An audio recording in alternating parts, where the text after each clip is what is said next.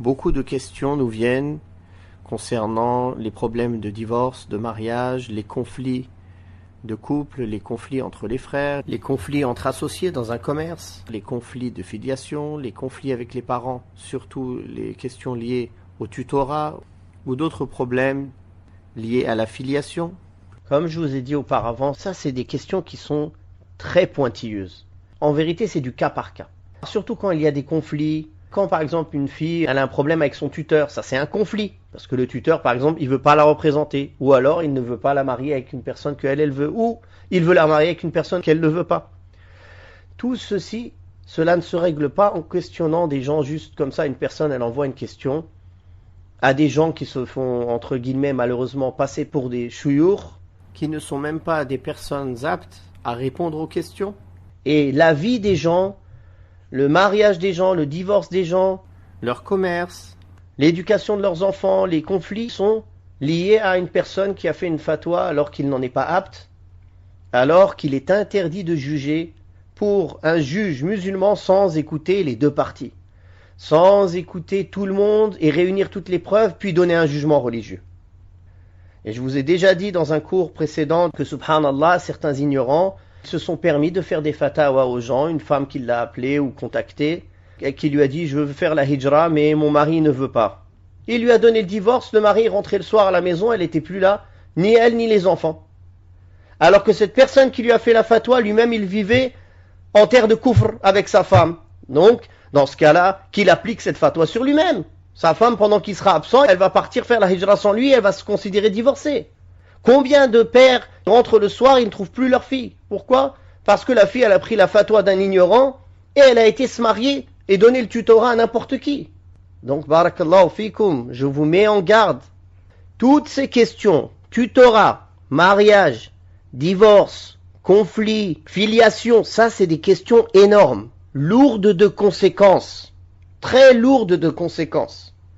Quand cette fille, elle est partie, elle s'est mariée sans le consentement de sa famille. Demain, le mari, il la divorce, il la laisse dans la rue. Qui va s'occuper d'elle? Alors que quand tout est fait avec le consentement de la famille, avec l'accord de tout le monde, même si c'est difficile, il y a beaucoup de négociations, etc., au bout du compte, au moins, s'il y a un problème, elle va trouver sa famille derrière elle pour la soutenir, pour l'aider, pour l'accueillir s'il y a un souci. Ça, c'est des choses auxquelles il faut penser.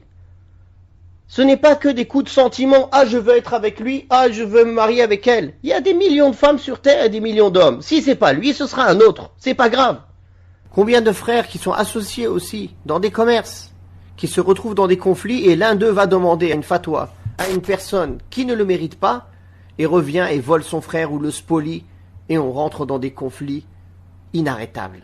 Sans compter l'injustice que porte la personne qui les a dirigés dans le faux et l'injustice de la personne qui a demandé la fatwa sans tout dévoiler et qui va aller prendre la part de l'argent ou du commerce de son frère sans droit.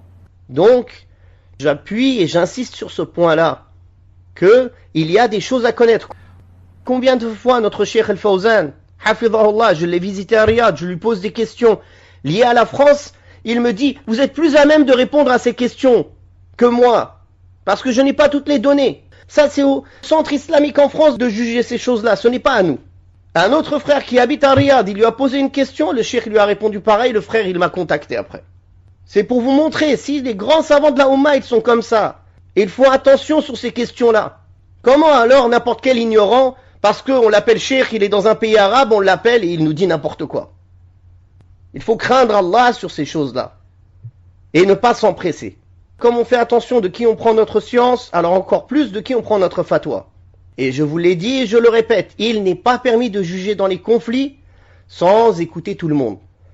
Il faut écouter toutes les parties. Combien de fois des gens ils nous contactent, ils nous racontent leur version des choses, et quand on a la version de leur opposant, on voit que ce n'est plus du tout la même chose.